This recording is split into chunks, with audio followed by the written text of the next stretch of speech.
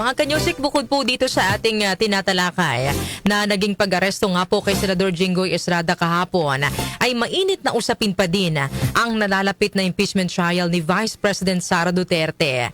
At kaugnay niyan, nagsama-sama po ang koalisyon ng mga estudyante, mga taga-akademya, mga abogado, civil society groups at ilang concerned citizens para mailunsad ang Bantay Senado na isang network o samahan na layong i-monitor ang nalalapit na impeachment trial ni Vice President Sara Duterte. At kaugnay po niyan, makakasama po natin ang convener and spokesperson ng Bantay Senado, si Professor Cleve Arguelles. Magandang umaga po, Prof.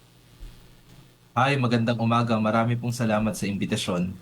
Yes, Prof. Ano po yung nagtulak sa inyo para ilunsad itong Bantay Senado? Wala po kasi kami sa Bantay Senado na yung paglilitis po ni Vice President Sara Duterte ay hindi lamang naman para po sa mga senador, para lang sa prosekusyon o mga kinatawan ng Kamara, no? Na para din po ito sa mga ordinaryong mamamayan. Kaya minabuti po namin sa Bantay Senado na pagsamasamahin po yung mga iba't ibang ordinaryong mamamayan. May mga kasama po kaming estudyante, may mga abogado din, mga akademiko at iba pang mga concerned citizens para bantayan kung paano po isasagawa ng Senado yung impeachment trial. Yung grupo po bang Bantay Senado ay in a way layong i-pressure ang mga Senate Impeachment Court. Ang Senate Impeachment Court kasi syempre kapag alam nilang talagang nakatutok dito po sa trial, baka makaramdam sila ng pressure. Meron po ba kayong ganong layon, Sir Cleve?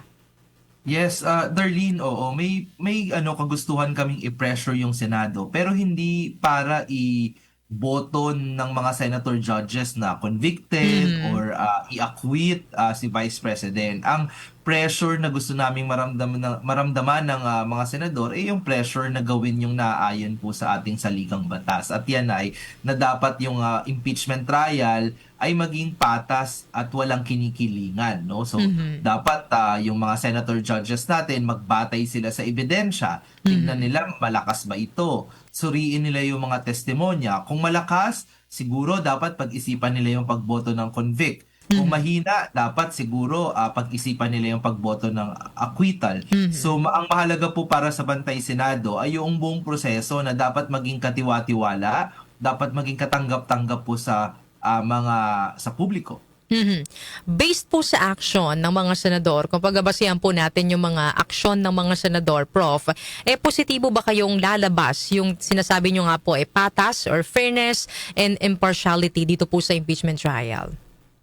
Sa ngayon po, meron na kaming ginawang database. Meron na kaming listahan ng meron na ba, simula po nung nag-convene yung impeachment court, nung May 18, meron na bang mga senator na nagpapakita ng bias or prejudgment, no? So meron po kaming listahan yan. Pero positive pa din kami at optimistic kami na sana kapag inilathala namin yung aming scorecard, yung public na pagtatantos namin ng mga biases, maingganyo pa din at ma-pressure yung mga senator judges na teka lang, parang sumusobra ata ako, parang nape-prejudge ko itong case na ito. So yun naman yung gusto namin maging role dito na hindi naman namin maaaring pilitin, hindi din talaga namin na maaaring alisin sa loob ng Senado yung ating mga senador. Although yung iba po ay nagpapasaway, ang mas gusto nating malaman nila nakamatsyag po yung publiko, may listahan tayo ng kanilang mga pahayag, mga magiging motions, rulings dyan sa impeachment court at nagbabantay po kami.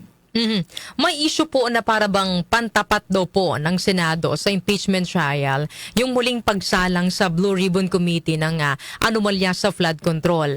Ito po ba ay isa rin sa mga isyong babantayan ng inyong grupo? Yung sa naayon naman sa liderato ng Senado at kagustuhan nila kung gusto nilang isabay doon sa impeachment trial yung iba pang mga gawain ng ating Senado, kagaya ng halimbawa doon sa pag-imbestiga doon sa mga maanumalyang flood control projects, no. Marami po sa ating mga ordinaryong mamamayan suportado naman yung pagpapatuloy ng pag-imbestiga dyan. Pero dalawang mahalagang punto po. Una, dapat hindi na magkaroon pa na maantala yung impeachment trial o magkaroon ng pagpapaliban, no, dahil po sa ganitong mga investigasyon, no. Yung worry namin syempre ay baka magamit, baka po gamiting rason na ipagpaliban, no, yung impeachment trial. Sana po ay hindi po ganon yung magiging direksyon niyan.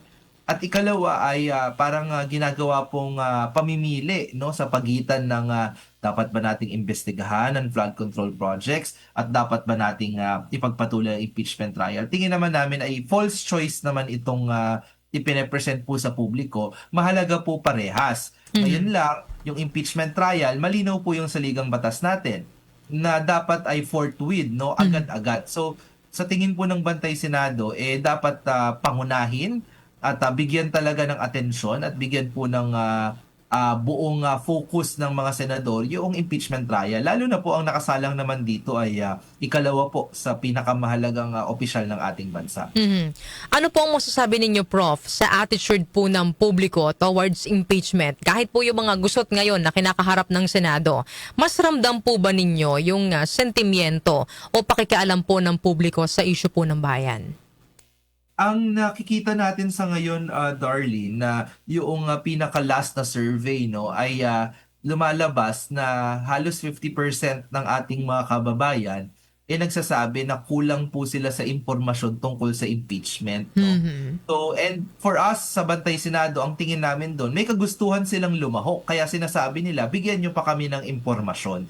Kaya nga sa Bantay Senado, may malaki kaming programa para po sa public education tungkol dito sa impeachment proceeding, no? Bibisita kami sa mga barangay, sa mga eskwelahan, sa simbahan na din.